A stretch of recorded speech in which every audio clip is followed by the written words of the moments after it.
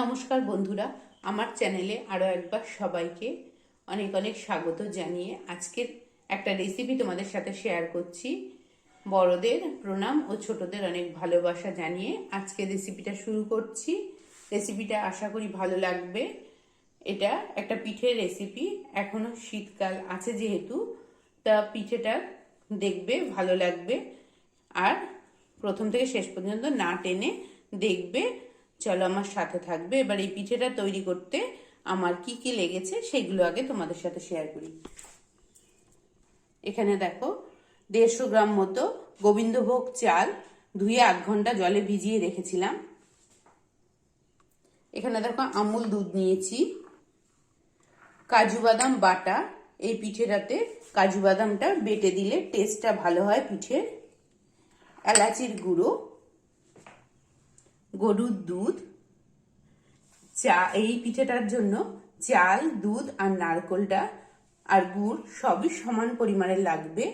তো এখানে দেখো দুধও নিয়েছি অনেকটা পরিমাণে, একটা মিডিয়াম সাইজের নারকেল নিয়েছি, খেজুরের গুড় নিয়েছি, কিশমিশগুলোকে টুকরো করে নিয়েছি এখানে, আর কিছুটা কাজুর টুকরো নিয়েছি। কারণ পিঠেটা খেলে একটু মুখে লাগলেও কাজু বাদামটা সেটাও বেশ ভালো লাগে। তো চলো এখন রেসিপিটা শুরু করি। তার আগে আমি চালটাকে বেটে নেব। তো দেখো আমি একটু দুধ দিয়ে চালটাকে বেটে নিয়েছি। তবে এই চালটা কিন্তু একদম মিহি হবে না, দেখো একটু কচা কচার মতো থাকবে, মানে একটু দাঁতে লাগবে না ইয়েটা চালটা, তবে এটা ভালো লাগবে। একদম মিহি হয়ে গেলে এটা খেতে ভালো লাগবে না। তো দেখো চালটা একটু গোটা গোটা থাকবে, পুরোটা নয়, মানে একটু আধ ভাঙা টাইপের হবে, তবেই এই পিঠেটা খেতে ভালো লাগবে। তো আমার চালটা বাটা হয়ে গেছে। চলো এবার সবগুলো মিক্স করে নিই। তো দেখো এই রেসিপিটা করতে একটা কড়াই নিয়ে নিয়েছি। এবার যে চালটা বেটে রেখেছিলাম ওইটা দিয়ে দিচ্ছি, নারকেলটা দিয়ে দিচ্ছি, আর যে গরুর দুধটা নিয়েছিলাম এটাও দিয়ে দিলাম, কাজু বাদাম বাটাটা দিয়ে দিলাম, আমুল দুধটা দিয়ে দিচ্ছি, আর গুড়টা। সমস্ত কিছু একসাথে দিয়ে এটাকে ভালো করে মেখে নিতে হবে।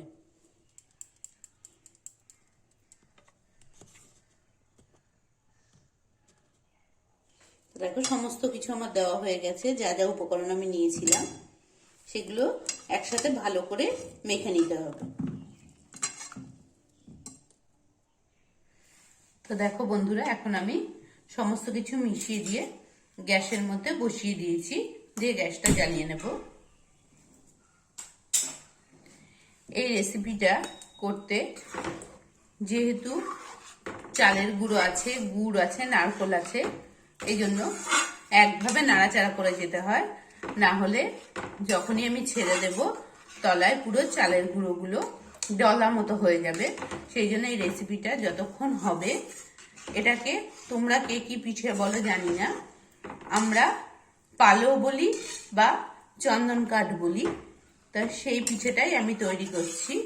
আর এই পিঠেটার জন্য গোবিন্দভোগ চালটাই দিতে হয়, না হলে অন্য চাল দিলে খুব একটা খেতে ভালো লাগে না। গোবিন্দভোগ চালের যে গন্ধটা আছে আর শীতের খেজুরের গুড়, এই দুটো একসাথে মিশে এর আলাদা রকম একটা টেস্ট আসে। তো এখন একভাবে নাড়াচাড়া করতে থাকবো।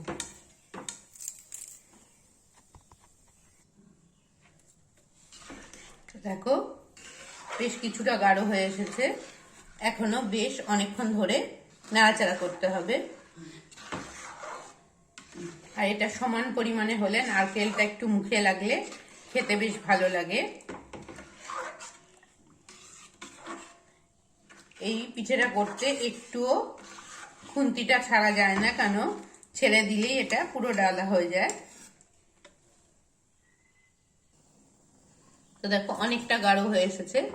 এখনো বেশ কিছুটা সময় লাগবে এটা হতে, একদম এটা গাঢ় হয়ে যাবে পুরো। আর এখন যেহেতু গাঢ় হয়ে এসেছে, এবার এটা ফুটতে শুরু করবে। তো একটু দূর থেকে এটা করার চেষ্টা করবে, যত গাঢ় হয়ে আসবে তত এটা ফুটতে শুরু করবে। দেখো ফোটা শুরু হয়ে গেছে, দেখে বুঝতে পারছো। এটা আরো ফুটবে। আর এই সময় যে আমি কাজু কিশমিশটা কুচনো নিয়েছিলাম সেটাকেও দিয়ে দিচ্ছি, দিয়ে আরো বেশ কিছুক্ষণ নাড়াচাড়া করব।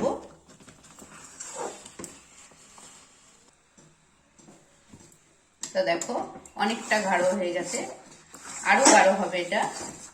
একদম কড়াই থেকে যখন ছেড়ে আসবে তখন আমরা এটাকে নামাবো। তো দেখো দেখে বুঝতে পারছো অনেকটাই গাঢ় হয়ে গেছে।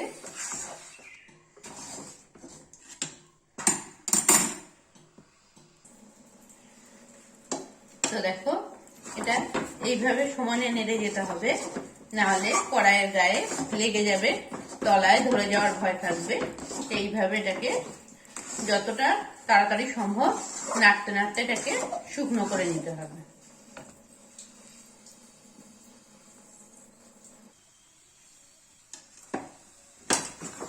তাই এই সময় গ্যাসের আঁচটা একটু কমিয়ে দিতে হবে, নাহলে তলা থেকে পুড়ে ওঠার ভয় থাকবে। লো টু মিডিয়াম রেখে এটাকে নাড়তে হবে এইভাবে।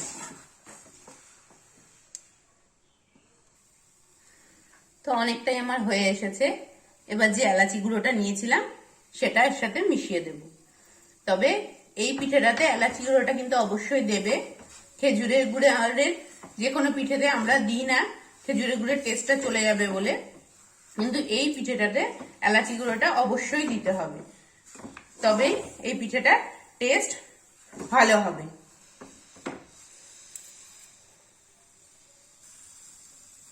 তো দেখো এটা একদম তৈরি হয়ে গেছে, দেখে বুঝতে পারছো পুরো কড়াইয়ের গায়ে এবার লেগে লেগে যাচ্ছে। তো এবার আমি গ্যাস ওভেন থেকে এটাকে নামিয়ে নেব। তো দেখো আমি এরকম একটা থালা নিয়ে নিয়েছি, থালার চারিদিকে ভালো করে ঘি মাখিয়ে নিচ্ছি। ঘিটা মাখিয়ে নিলে পিঠেটা খুব ভালোভাবে উঠে যাবে ঠান্ডা হওয়ার পর। তো আমার যে পরিমাণে রয়েছে এই একটা থালায় হবে না, তো আরো একটা থালা নিয়ে নিয়েছি, দুটো থালাতেই এটাকে মাখিয়ে নিচ্ছি। ঘিটা মাখিয়ে নিয়ে এবার ওই যেটা পিঠে রেডি করলাম সেটা এর মধ্যে দিয়ে দেব। যেহেতু এটা প্রচন্ড গরম, এইভাবে আস্তে আস্তে করে চারিদিকে সমান করে দেব থালার, যতটা সম্ভব হাতে নেওয়া যায় সেই অবস্থাতেই এটা সমান করে নিচ্ছি। তো দেখো দুটো থালাতেই আমি সমান করে দিয়ে দিয়েছি। এবার এটাকে ঠান্ডা হওয়া অবধি আমরা অপেক্ষা করব। ঠান্ডা হয়ে গেলে তারপরে এটাকে কেটে নেব।